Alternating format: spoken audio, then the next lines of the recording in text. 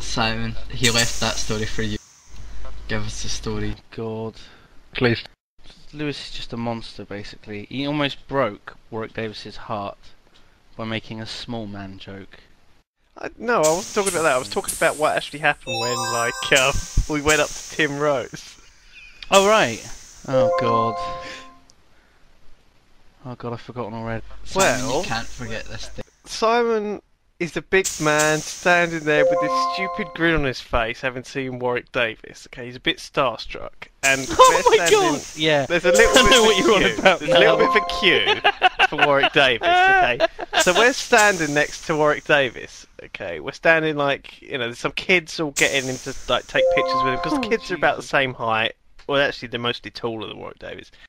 Anyway, we're standing there, and there's these two people in front of us who are like, obviously supposed to be celebrities as well.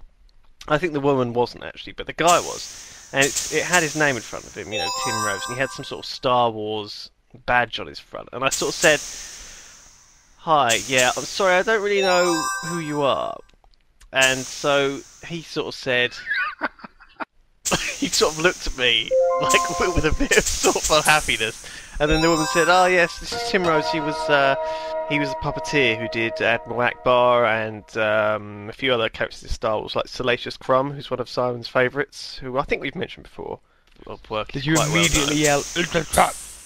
No, but resisted. we obviously resisted that. But I was like, "Oh, great, that's fantastic." And I sort of turned to Simon and said, "Weren't you? You know, I think you're old enough to have seen the Star Wars films when you were young, when you were a kid. Is that right?" And Simon was like nodded.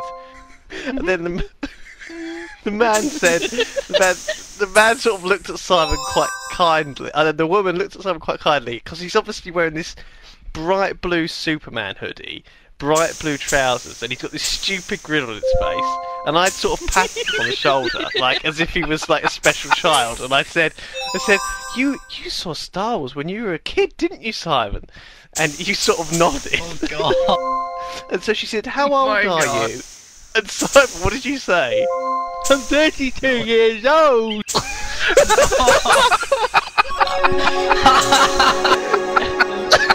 He was saying, you know, it's a special day out, we've taken him out to come and see you. Good God. We didn't realise at the time, we didn't realise how it must have looked. No. Oh But God! I said it's oblivious. a special day out for you, Simon. I'm gonna get you a signed photo. Which one would you like? Salacious I mean- Crumb! It was just. Oh, God. I mean, at the time we totally didn't think of it in that way, because we'd obviously been joking and like talking to Batman and stuff previously. Well, oh my God, when we were talking about this in the car afterwards, I almost We figured had a out crash. we figured out how it must have looked, and we were talking about it in the car. Lewis was just swerving all over the place, laughing.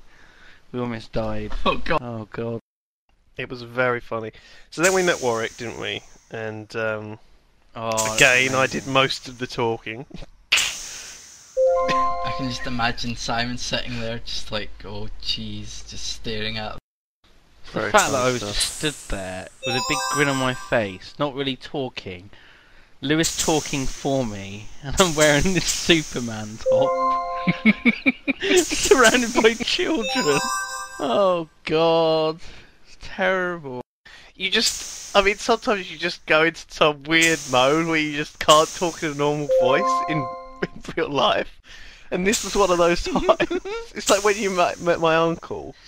You couldn't talk in a normal voice. You just went, hello. And I was oh God. I was like, he doesn't normally talk like that. He doesn't normally talk with a normal voice. And oh God.